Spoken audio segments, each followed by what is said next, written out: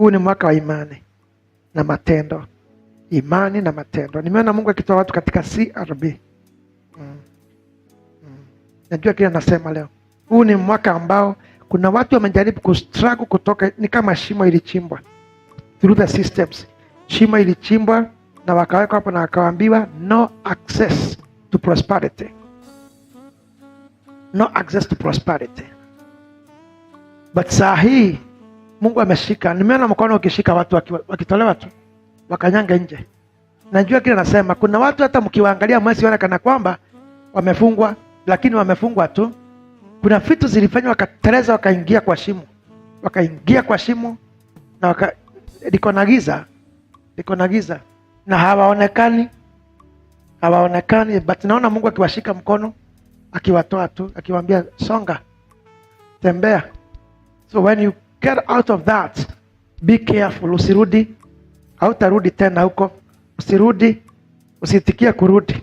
Kwa hivyo huu mwaka watu wataanza ku access finances ambazo hawange access.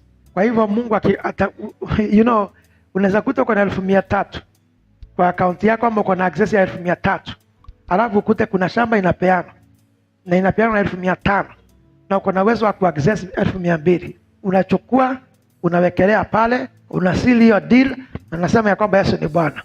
Kuna watu hata mtapata mashamba ili ambao mlinyang'anywa hivi na ikawekwa katika shimo, na mnasema ya kwamba unajua mimi CRB, mimi sijui nini.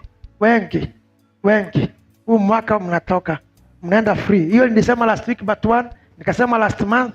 Sasa naona malaika amekuja na amesimama sema ya kwamba wako wapi, wakamatwa watolewe. So be ready to see what God is going to do, maana Mungu atawapatia. Na huu mwaka kuna watu watakuwa very strong katika mambo ya finances, watakuwa strong, watapata neema ya kutosha ya kutengeneza pesa. Kwa hivyo kuna territory wataenda mpya, kuna territory mpya watafika, territory mpya. So kama waliwekewa mipaka, no, they are going to go ahead. Wataenda mbali katika jina la Yesu Kristo, katika jina la Yesu Kristo, katika jina la Yesu Kristo, katika jina la Yesu Kristo, katika jina la Yesu Kristo. Kuna vitu zinazaliwa upya katika jina la Yesu mwana wa Mungu. Amini Mungu siku ya leo. Huu mwaka hautaanza kama ule mwingine. Na hautaisha kama ule mwingine. Najua kile nasema na niko hapa. Na kuna Mungu tembea na mimi. Wacha malaika afanye kazi. Wacha malaika afanye kazi.